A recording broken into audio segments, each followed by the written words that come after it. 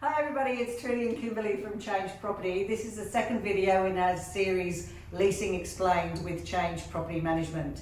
Now our first video was vetting a tenant, how we get a good tenant for our landlord's properties. Today we're going to be talking about the landlord getting the property ready for a tenant, yeah? Yes. Yeah. So what are the things that a landlord needs to do to make sure their property is ready for a tenant to move in? Okay, first things first, the property needs to be compliant. So that's safety, smoke alarms, pool compliance if that's necessary, water efficiency, blind cord operation.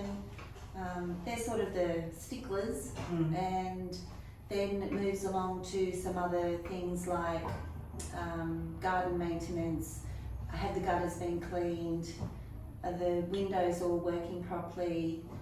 Taps, electrical, plumbing, everything needs to be working and operational. So does a landlord have to do this all on their own, or where do we come in? We can help with the compliance of the smoke alarms, the water efficiency, the blind cord. That also, we have a company that also do the cleaning of the air conditioning filters, and you know, that's a good little touch to add to it.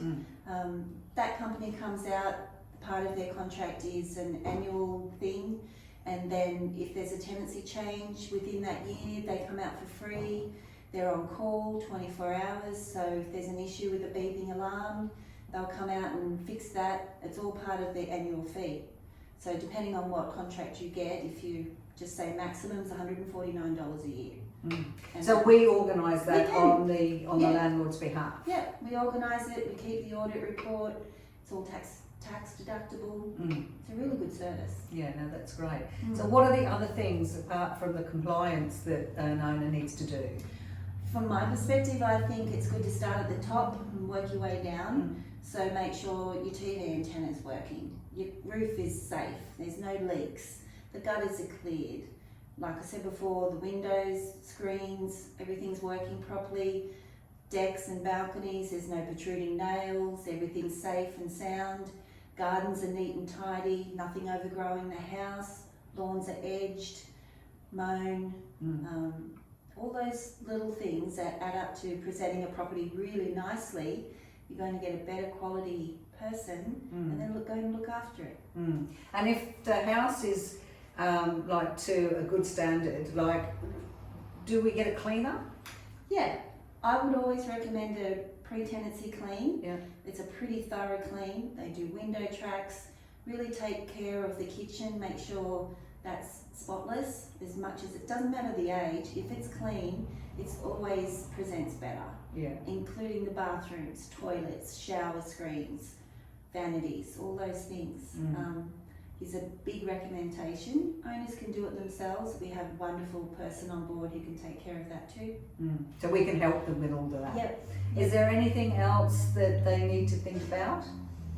I think if there's the pest inspections need to be up to date as well. Termite inspection usually includes an external pest spray for spiders and ants and bits and pieces like that. So that helps as well, and you would want to do that anyway.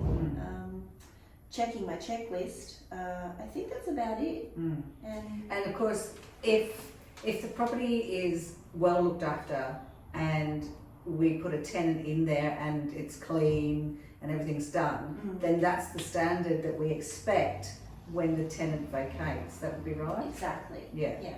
We'll do an ingoing condition report with hundreds and hundreds of photos, and that written report and the photographic report is provided to a tenant, and subject to fair wear and tear, that's how they need to return it, including the gardens. And if they're there for more than a 12-month period, we've taken on the policy that depending on the property, the gutters need to be done. Those things all would fall under a tenant responsibility. If they're clean on the way in, they need to be clean on the way out. If there's damage to a gutter, then that's a different story, but we're working on those grey areas that always have big questions over them.